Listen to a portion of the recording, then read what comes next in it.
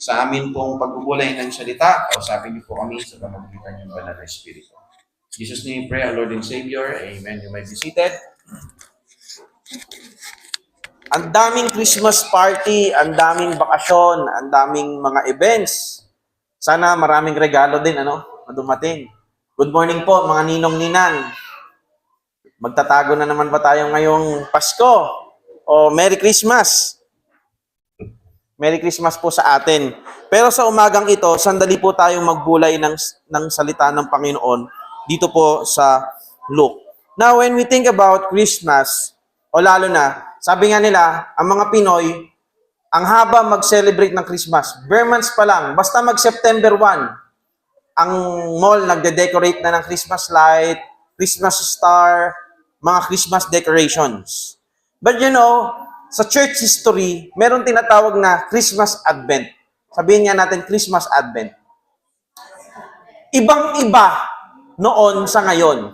Bago mag-December 25, noong 4th century, ang mga Christians, iba sila mag-celebrate o mag-prepare ng Christmas. Ang tawag nila dito, Christmas Advent. Kung saan, pag sinabi mong Advent, coming, ba? Christmas coming. Iniisip-isip nila, it's a day of penance, a day of realization, a day of thinking kung bakit si Kristo dumating sa lupa. So, hindi siya yung tipong masaya bago mag-December 25. Kasi, pag nag-December 25, meron tayong tinatawag na 12 days of Christmas. Tama? Yung 12 days of Christmas, may kanta pa nga yan. So, sa church history, from December 25, 26, 27, 28, 29, 30, kung merong 31, hanggang mag-January, basta 12 days, doon nila sineselebrate yung Christmas. Now, anong ginagawa nila sa Christmas Advent? Ang ginagawa ng mga church fathers, they are thinking again, bakit dumating si Kristo? Bakit isinilang ang tagapagligtas? They realize, we know all together na tayo ay makasalanan. At ang kasalanan ay dapat mapawi, mahugasan, mabayaran. At hindi madali sa Diyos o hindi madali maghanap kung sino yung tamang candidate or appropriate person na magliligtas sa kasalanan, maghuhugas sa kasalanan ng sanlibutan. Hindi pwedeng tao. Bakit? Katulad ng nasabi natin sa Sunday School, ang tao, hindi natin pwedeng pagbayaran yung kasalanan ng iba kasi meron tayong sariling kasalanan na pagbabayaran natin. Amen? Kumbaga, ang dami ko ng kasalanan, dadagdag ko pa. Hindi din naman pwedeng mga anghel kasi ang kasalanan ay human sin. So, dapat human din ang mag-suffer sa kasalanan. Kaya ang Diyos bumaba, nagkatawang tao, naging tao ang Diyos upang mabayaran ng ating kasalanan. Nung time nila, hindi sila mahirap makaunawa na ang Diyos ay bumababa. Naalala niyo sa Acts, akala nila si Apostle Pablo at si Barnabas mga Diyos. Kasi meron sa kanilang thinking na bumababa talaga ang Diyos in human form. Pero hindi talaga siya nagkakaroon ng flesh. Kaya may mga taong hindi naniniwala na si Jesus Christ ay nagpasalaman. Kasi sa thinking na pag nagpasalaman si Jesus Christ, meron silang filosofiya na lahat ng matter, what is matter? Anything that occupies space and has mass. Etong flesh natin, matter yan. At sa mga philosophers like them, ang laman ay evil. At kung si Kristo ay may laman, ibig sabihin, evil din siya. Kaya isinulat yung Biblia. Sabi ni John, no, mali kayo. Huwag kayong maniwala sa sinasabi ng iba na si Kristo ay hindi nagpasalaman. Narinig namin siya, namasdan namin siya, nahawakan namin siya.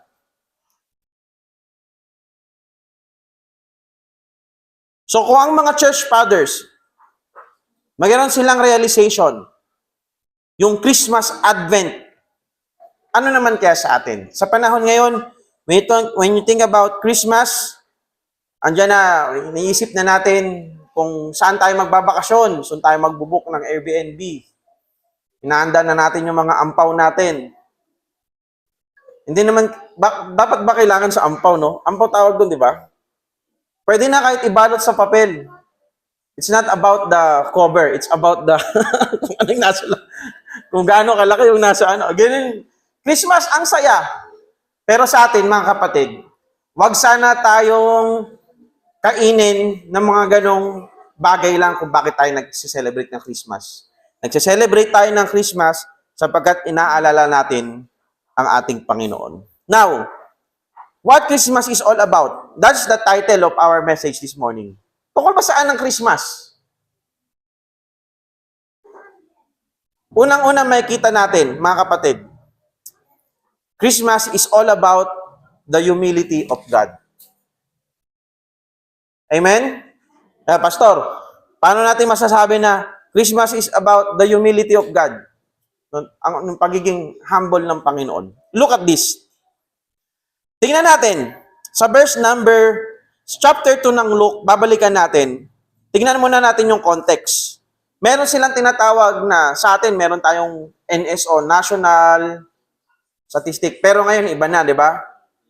PSA na, Philippine. Di ba minsan, pupunta sila sa bahay, nagsa-census sila. So yung pagtatax dito, yung taxing na ginagawa nila, census din. So nagkakaroon ng census as they do their taxes. And Joseph and Mary, they need to travel. Nagkataon, and all went to be taxed, and everyone in his own city. And Joseph, verse number 4, went up from Galilee. Galilee is the northern part. Mga kapatid, mag-aral tayo ng salita ng Diyos. Nawa ang iyong buong atensyon ay pumarito sa salita ng Panginoon. Out of the city of the Nazareth into Judea. Ngayon, malayo-layo yan. Malayo-layo yung travel yan. Kahit i-Google Maps mo ngayon, yung Galilee, northern part, Judea. At noon, walang taxi, walang Grab, walang train, walang tricycle, walang jeep. Kailangan nilang mag-travel by walking lang. Minsan may mga kasamang kamelyo. Now, they traveled to Bethlehem to be taxed with Mary's espoused wife, being great with child. So it was that while the days were accomplished that should be delivered. Manganganak na si Mary. 9 months na. And she brought forth her firstborn and wrapped in swaddling clothes. The eternal Son of God, the second person in the Trinity, hindi siya ipinanganak sa palasyo. Hindi siya pinanganak sa ospital. Now, nung ancient type, may ospital na. Anong nangyari? And lay in a manger because there was no room for them in the inn. Now, alam natin yung inn, di ba? Hotel or alam natin yan. Wala nang place. Kaya saan sila? Doon sila kung saan ang mga hayop pinapakain o tirahan ng mga hayop. At inilagay si Jesus Christ sa manger. Binalot siya ng swaddling clothes. It's not a royal garments. Meron tinatawag na fine linen, 'di ba? Yung may mga iba't ibang uri ng tela. Alam niya ng mga mananahi. Merong Gina, merong Katrina, merong yung nabili natin sa Shopee, hindi ko alam kung anong uri ng tela 'yan. Yung tipong pag nilagay mo sa washing machine, mamaya-maya wala na. Pero merong royal garments. Si Kristo, kumbaga sa ating terms, lampid lang. At hindi ganon kagandang lampin. Placed in a manger, sa kainan ng mga animals. He was rejected in the inn. And it's all about the humility of God. Kapag ako honestly hanga ako sa mga pet lover kasi matataba ang puso nyo sa mga hayop, no? Sa aso, sa pusa. Kaila Nanay Mel, merong pusa. Diba? Hindi ko nga tinignan yun sa mata eh. Kasi, para sa akin, dagdag alagain. Hindi ko pa nga maalagaan yung sarili ko ng maayos. Siguro pag marami ka ng time. Pero pag meron kang hayop sa bahay, anong meron? Palagi bang mabango? Hindi. Mabaho. Lalo na pagpusa. Kahit lagyan mo pa yan ng suka, lagyan mo pa ng mabaho talaga. Hindi lang isa, hindi lang dalawa, hindi lang tatlo yung mga hayop na nasa dito. Manger eh. Kumbaga, doon talaga yung tirahan ng mga hayop. At hindi to kaaya-aya. Isang hayop lang meron ka sa bahay. Palagi nang hindi maganda ang amoy. The Bible tells us that God who is rich became poor for us to be rich. And in Philippians chapter 2, verse number 6 to verse number 8, punta tayo doon at step. Tignan natin kung gaano kahambol ang Panginoon. Anong sabi ng Biblia? Philippians chapter 2, verse number 6.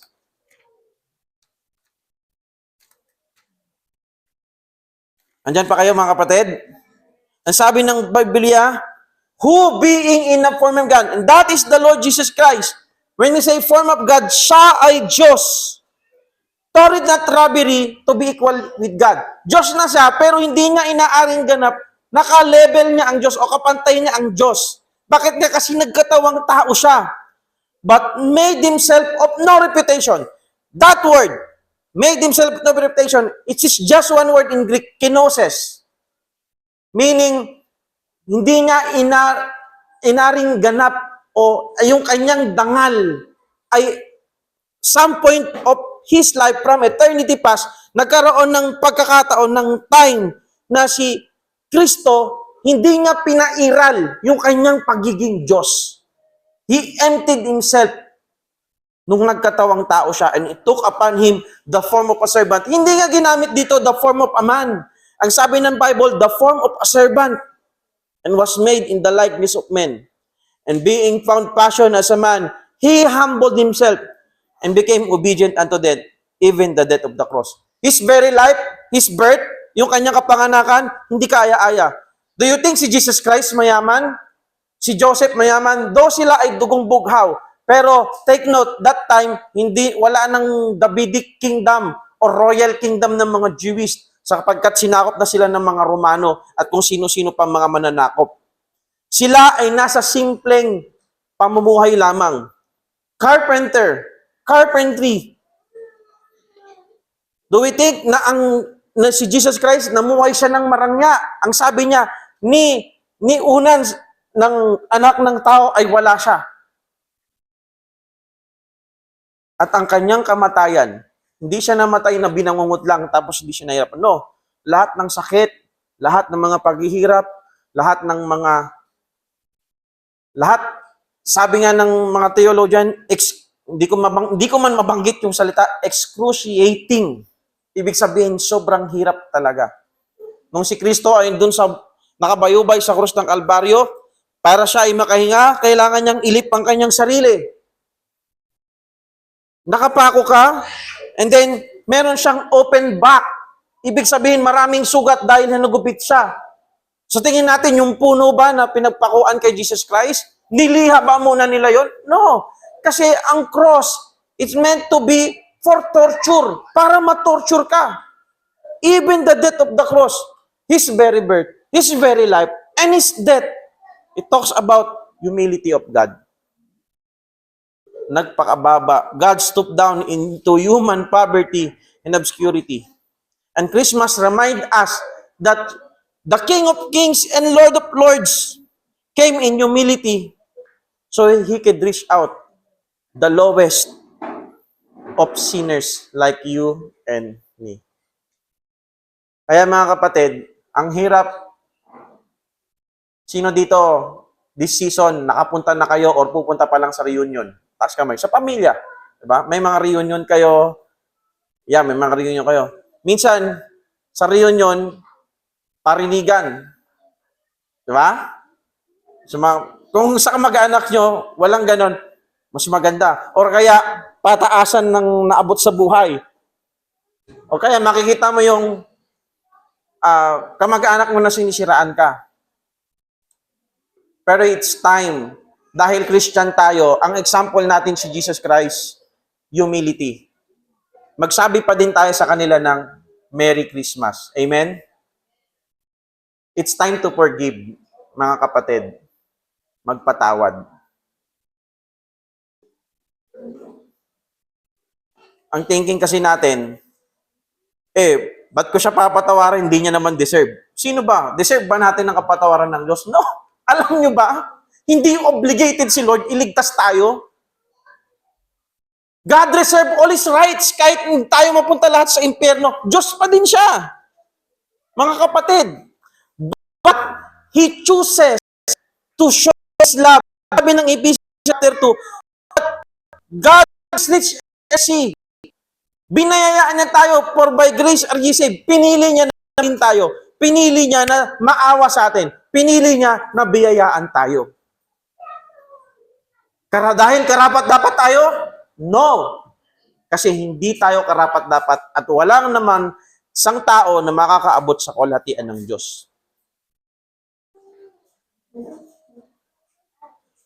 That God became man, God in flesh. Kaya yung hymn natin about Hark the Herald, veiled in flesh, O come all ye faithful, napaka-rich sapagkat yung Diyos na may-ari ng lahat, nagkatawang tao siya.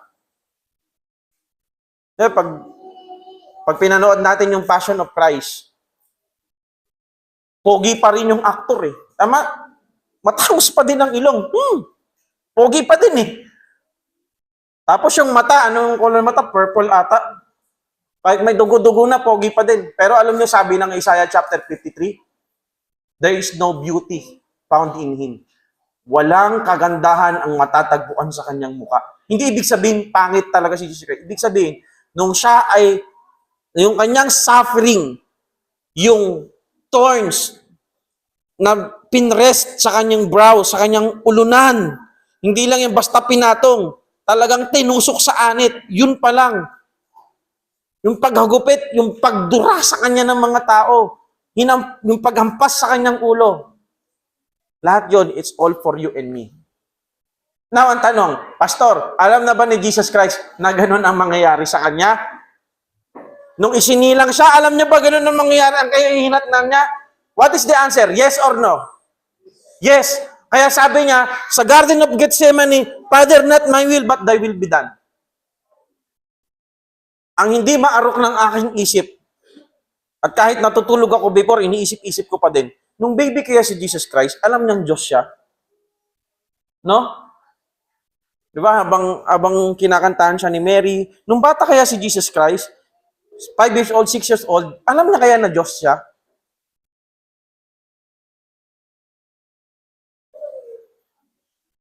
Kaya mga kapatid, the message of Christ's birth is humility.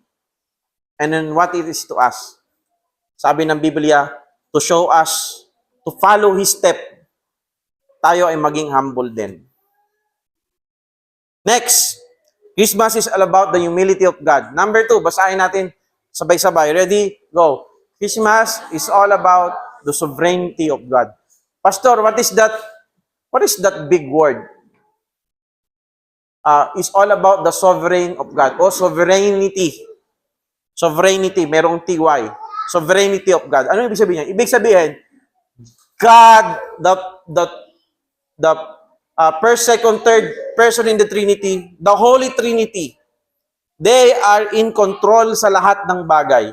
Walang anumang nebulae, tama ba Teacher Gaze? Or nebula, or cell, or malaki o maliit, lahat yan control ng Diyos. Lahat ng mga nangyayari sa buhay natin, control ng Diyos. Kaya lahat ng mga prophecy na sinabi ng Diyos, matutupad.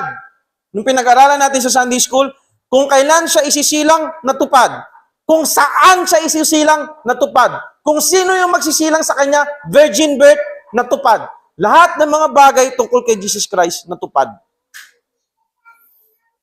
The angel declared in verse number 11, sa Luke chapter 2, verse number 11, for unto you is born this day in the city of David a Savior, which is Christ the Lord, ang tagapagligtas.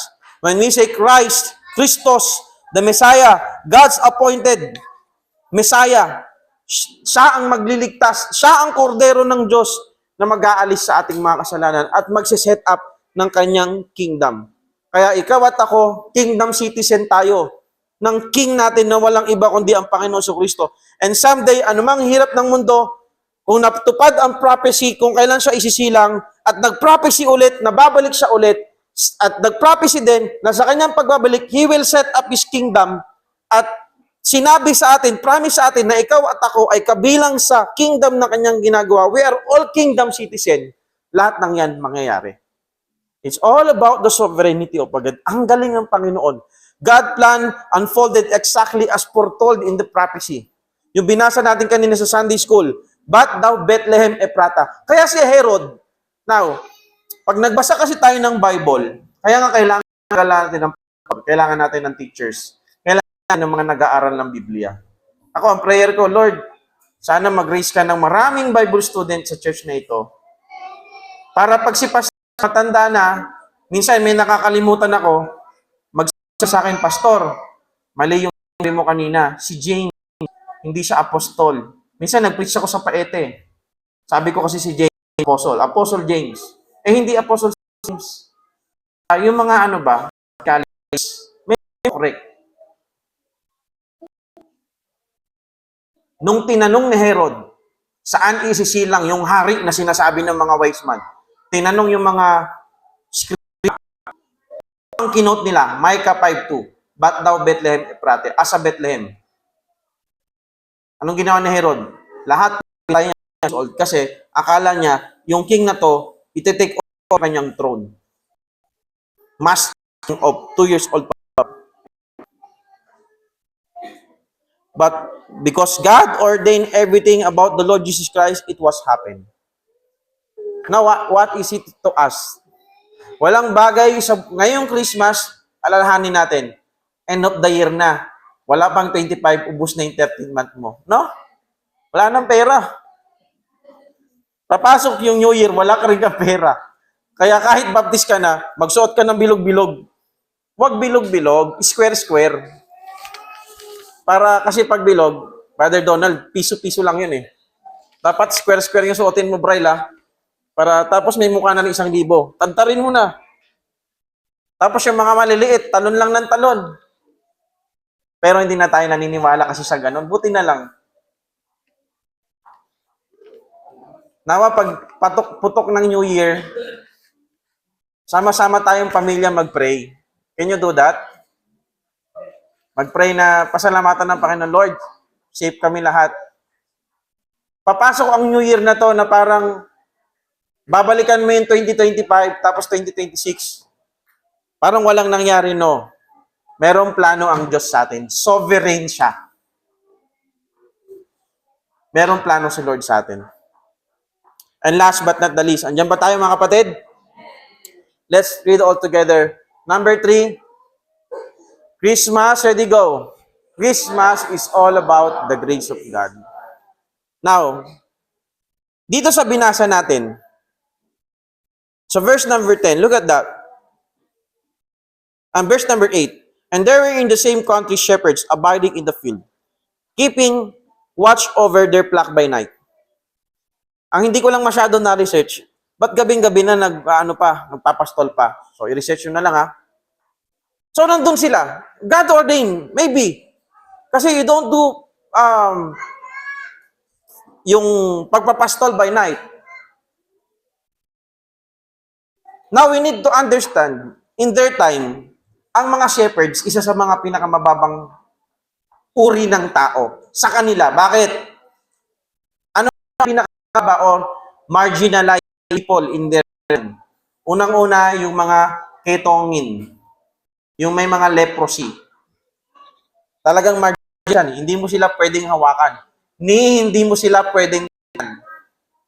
Pangalawa, marginalized din yung mga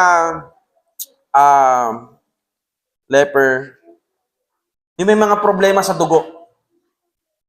Inaalala niyo yung babaeng dinudugo. Hindi sila, dapat quarantine yan. Hindi sila pwedeng lumabas. Isa sa mga marginalized din dito, yung mga shepherds. Bakit? Kasi maduming trabaho. Yung pagkakatay, ayaw ng mga tao. Now, anong application nito, mga kapatid? Hindi ang sinabihan ng angels yung tao sa palasyo ni Herod. Tingnan. Ay, by the way, medyo segue lang tayo ng konti. Yung Belen, alam natin yun, di ba?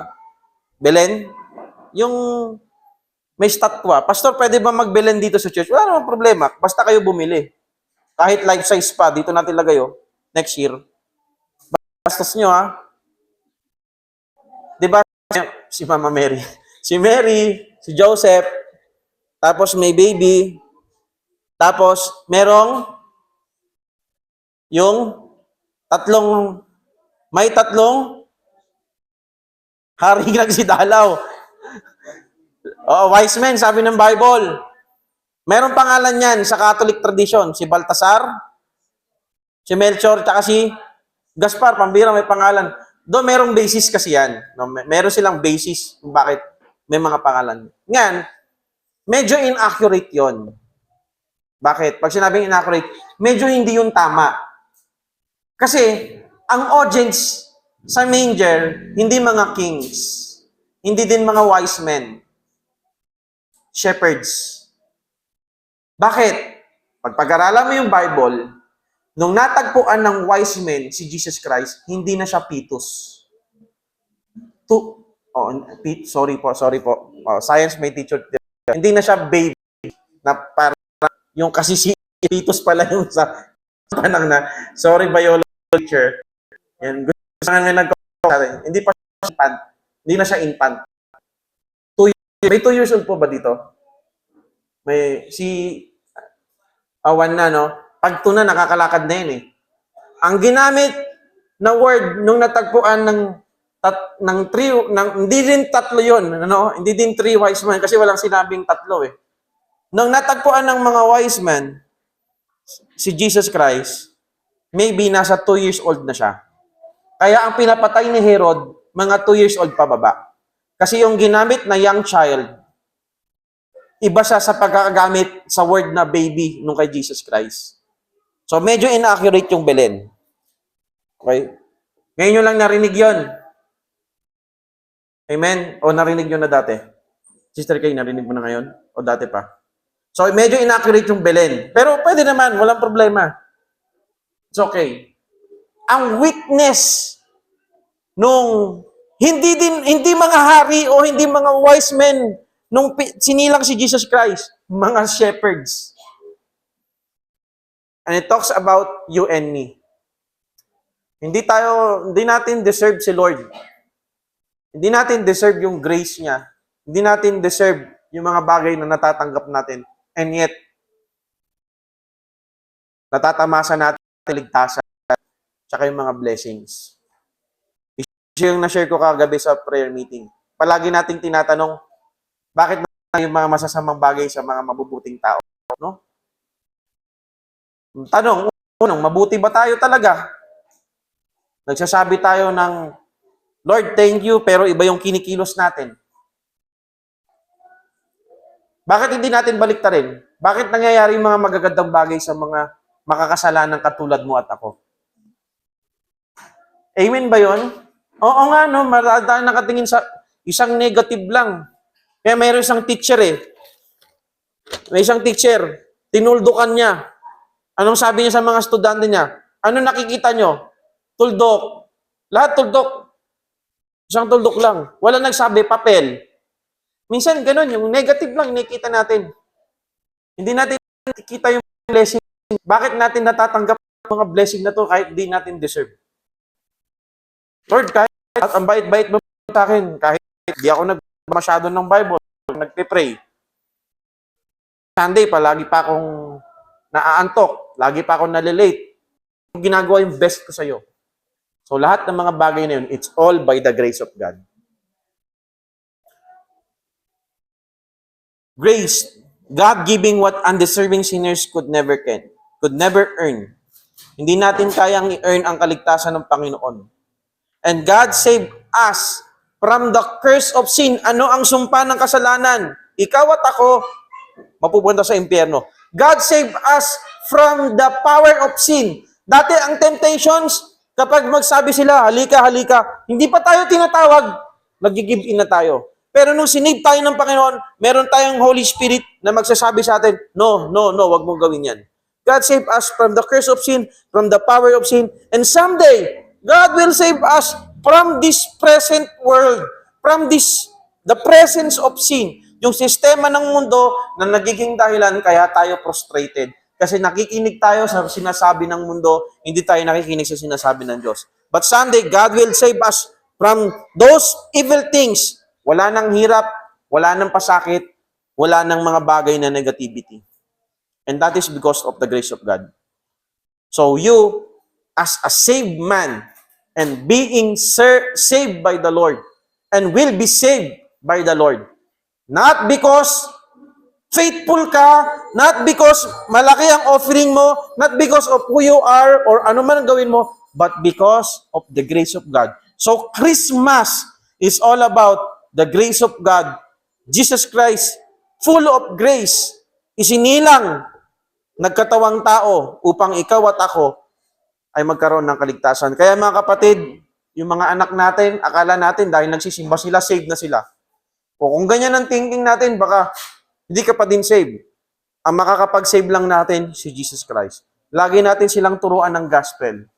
Lagi natin sabihin, nung nakaraan, nagtanong yung anak ko, sabi niya, I have a question.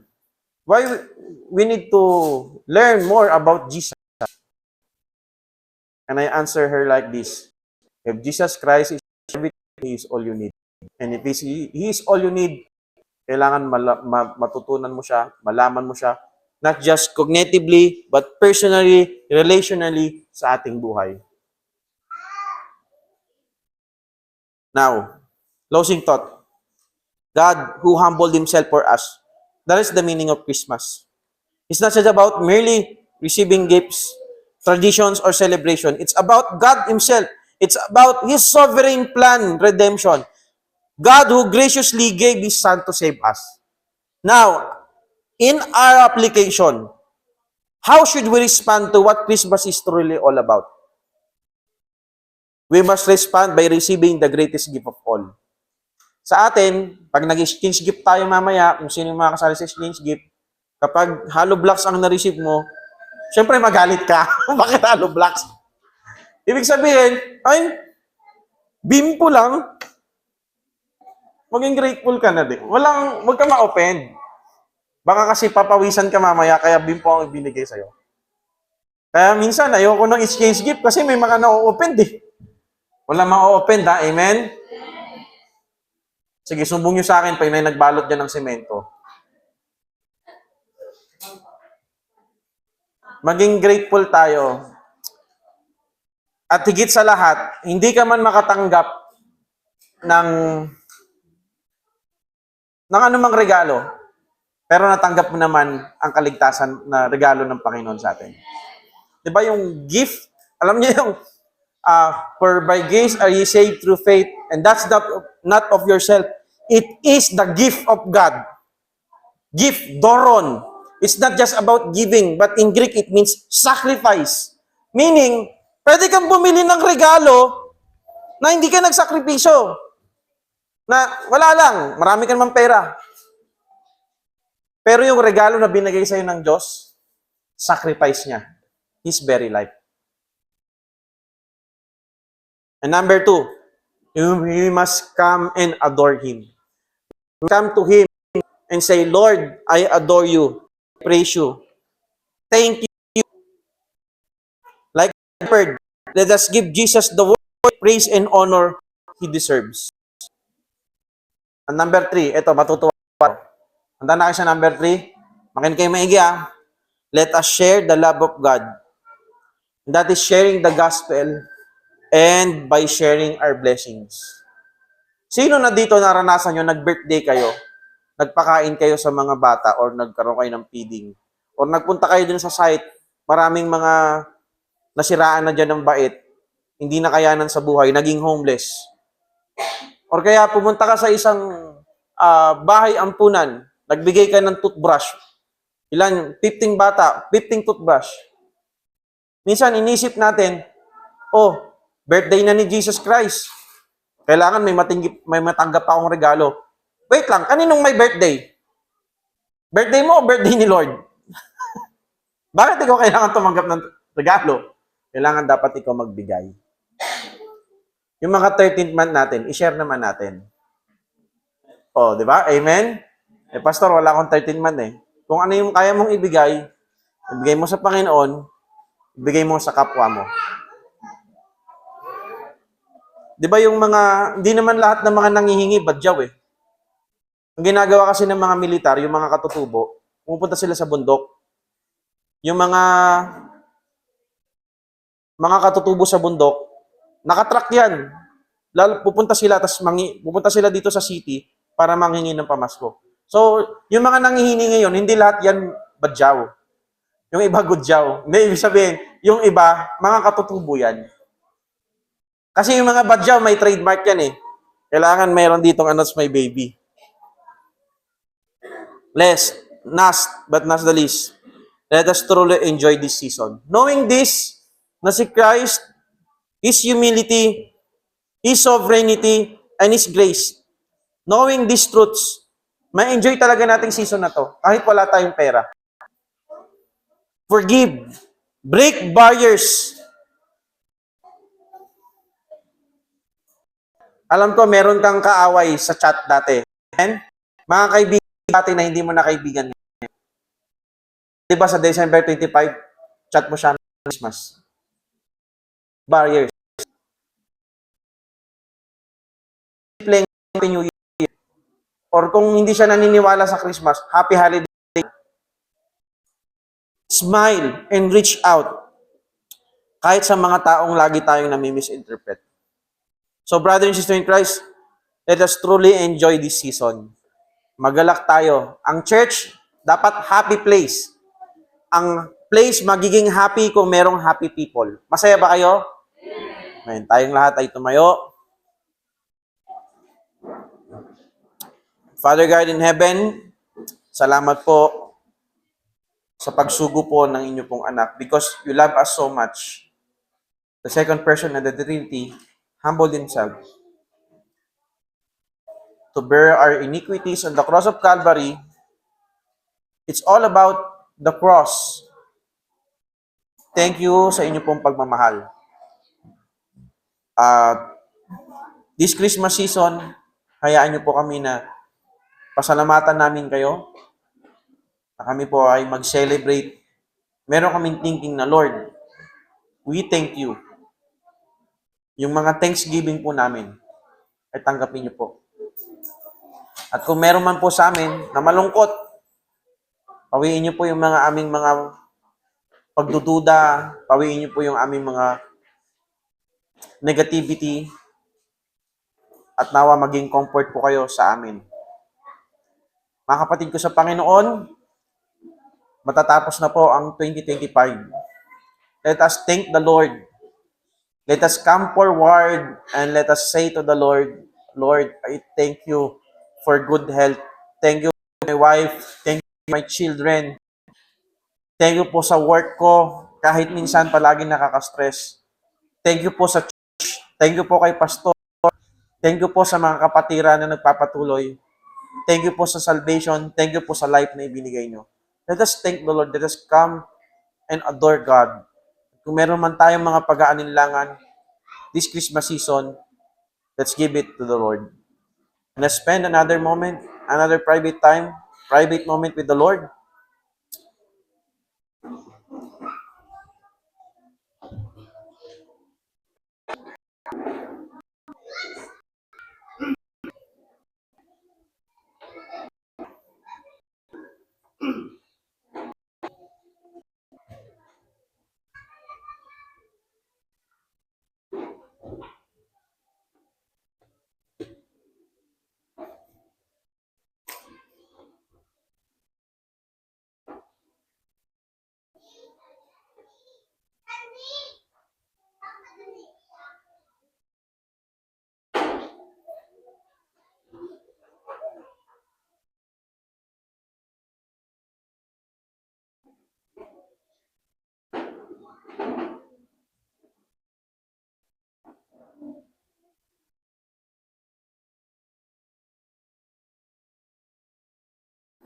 Father, again, we come to you and we thank you for who you are and what you have done in our life. Salamat po sa inyo pong humility. Salamat po sa inyo pong grace. Salamat po at meron po kayong mga plano sa aming buhay. As a church family, as Pilgrim Bible Baptist Church here in Paliparan, patuloy po kaming magmahalan, magkaisa ang aming pag-iisip.